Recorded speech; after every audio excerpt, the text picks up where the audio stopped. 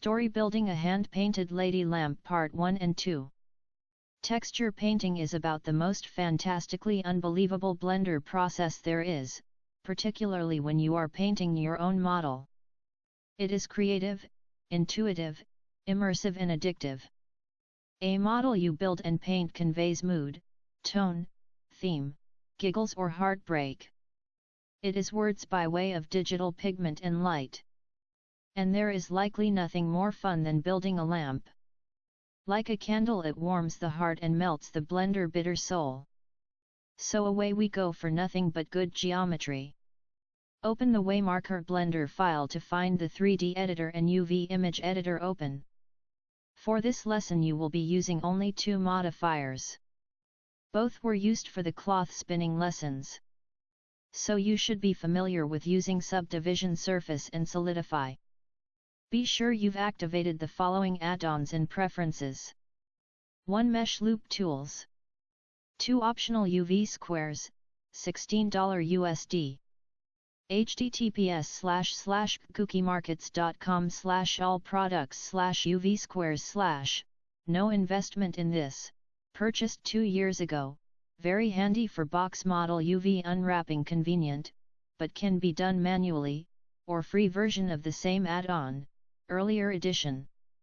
https://gethub.com/roddyvarig/UV-squares Note: I use the earlier edition and it works fine for projects like this one.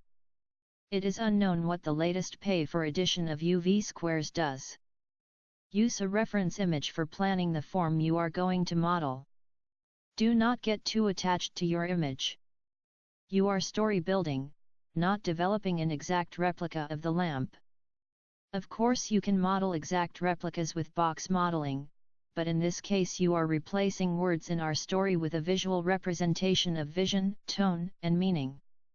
Since we will be painting in hue, saturation, and value, your painted lady will make a wonderful metaphor that story tells the entire project. For this painted lady lamp, I decided to build it in 2 pieces that can be changed out. Maybe I will want to create a whole series of these lamps later. Mix and match. For the base, start with a cube. Your first model step is to find the subdivision surface modifier. For this lesson you won't even need to loop cut while the modifier is engaged, edit mode. You will only need to change the view, sub number, to 2. Notice the cube is now a sphere, or will be when you apply it in object mode. It is a sphere without a pole cap, and, so it is much easier to work with. You won't see the cube in the option mode, but it is still right where you left it. And it will stay there until you apply the subdivision surface. Later on you will get a chance to use this helpful cube to build a good geometry cylinder. For now all you have to do is admire the sphere it is shaping with the modifier.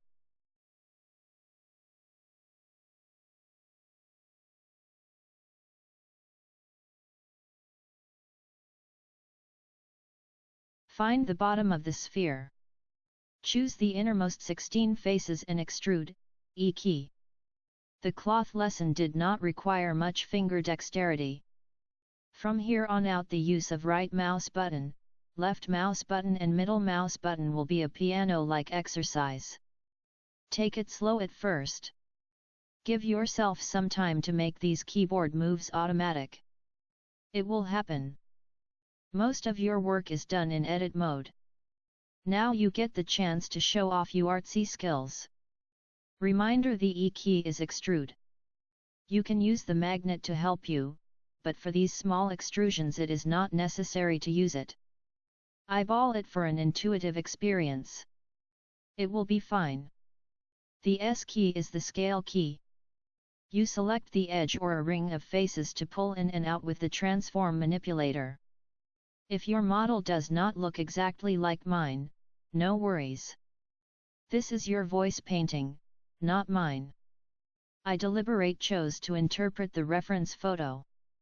You can choose to. Extrusion and scaling is the brushwork of modeling, the adding and carving of clay in sculpting. Extrude a bit, find the edges or a ring of faces and scale the faces or edges out or in. With cautious pulling and sometimes the accompaniment of proportional editing, box modeling can be both low poly and elegant. Review the slides. The slides will instruct you about to proceed with the next few steps. Once you get the hang of it, this model will come about in a hurry. It took me about 5 minutes to fiddle-faddle with it. If you are taking longer than 20 minutes, you are fussing too much.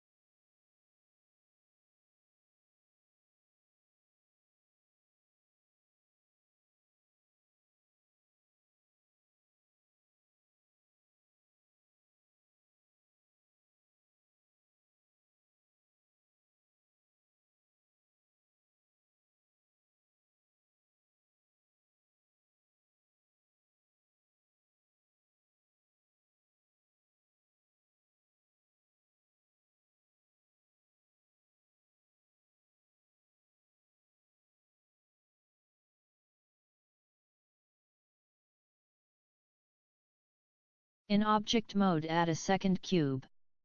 The process for this is the same.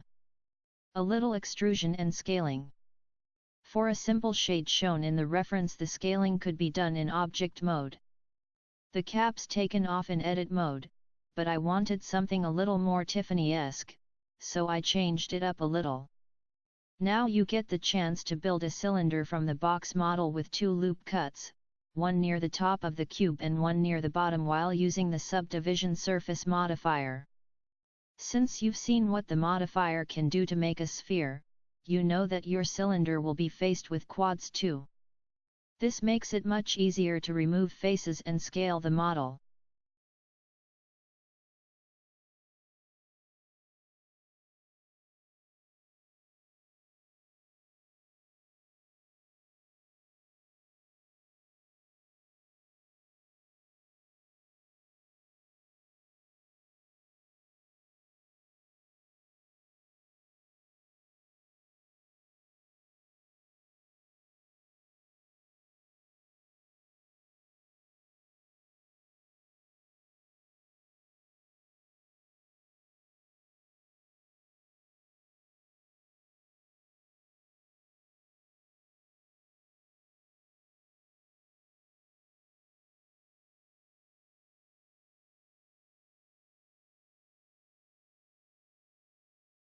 Suggestion: if you learn to use your layers so that you can remember where you left parts or how to proceed, it is very helpful.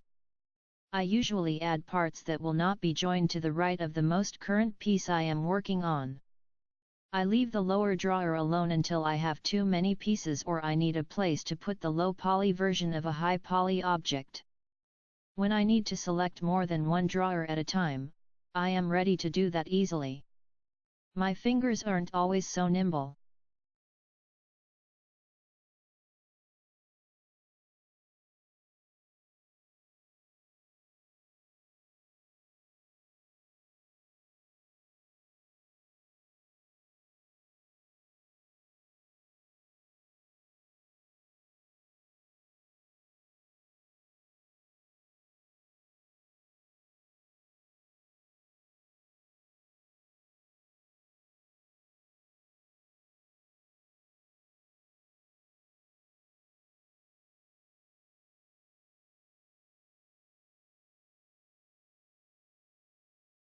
Unwrapping is an art form like all the rest. There are many ways to unwrap, many useful options to help you with unwrapping, and there are many ways to pick up and lay the 2D version of your model on the cutting board in the UV editor window. So what follows is all suggestions for a good to paint over unwrap. As you go along, you will discover your own method that works best for you. Most the unwrapping tools you will need are in the Mesh Tools menu, accessible if you have an object waiting to be unwrapped while you are in edit mode. Click it form the toolbar and see it pop up. You will need to use the following options for this easy does it project.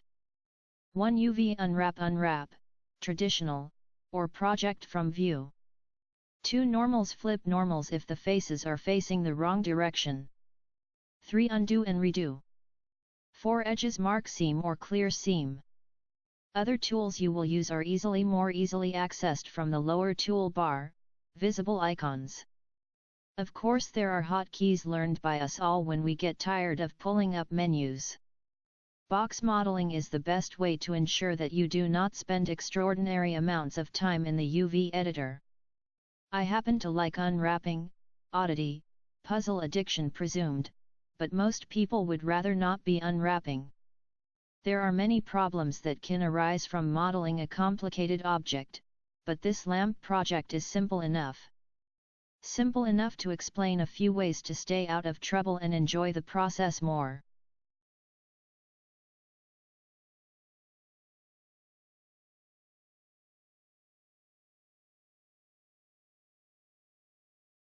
Follow through the next few slides. You will easily see that the form caused a few minor problems that could be handled with a bit of manual manipulation of few tools. It is important to remember that every editor window has its own End Properties menu. If you are finding it difficult to edit whatever you are trying to accomplish, take a look at it or the W Specials menu. And be sure to look in Object and Edit mode, because the options change. One of the most helpful options to use for unwrapping is the Stretch Angles color-coded test. It is inconveniently hidden until in the image editor window until you lay down the UVs in edit mode and pull up the End Properties menu. Scroll down and you find it. This tool works like the weight painting tool to discover what will and won't work. By marking additional seams or clearing unnecessary seams, you can release the stretch. The other often not used help is the sync option. By toggling it on and off, you can isolate an island or shell you marked off so that you can unwrap it individually. If you do this process, don't then use pack islands or you will lose your work. One of the best add-in tools you can get for no cost or a new version for some cost, is the UV Square tool. It is mentioned earlier, so follow the links and use one of them. The tool works very well, but the one thing it won't do is fix bad geometry. As is often suggested by the experts, mark seams before you make your mesh dense, subdivide, sculpt, shrink, and keep your faces stitched together whenever you can.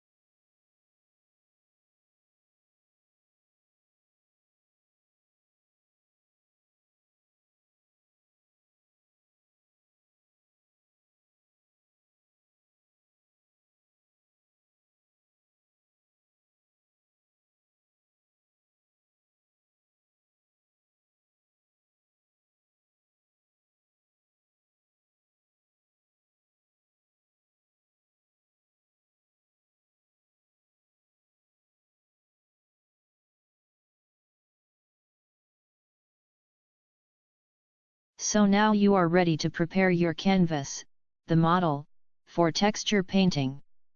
No rabbit skin glue or impasto ground, but you can add a little hue, saturation, and value to the otherwise white model. And no ambient occlusion either. AO is often used in combination with vertex painting for later hand painting processes, but no by itself. There is a bit of value in AO, pun, but not the sort of value a painter gets with vertex painting. Instead of me going on about it, however, I am going to let you decide for yourself. From now until we reach cycles you will grow even less attached to the reference or me. Painting is painterly and your voice or style will become very apparent. Follow setup steps.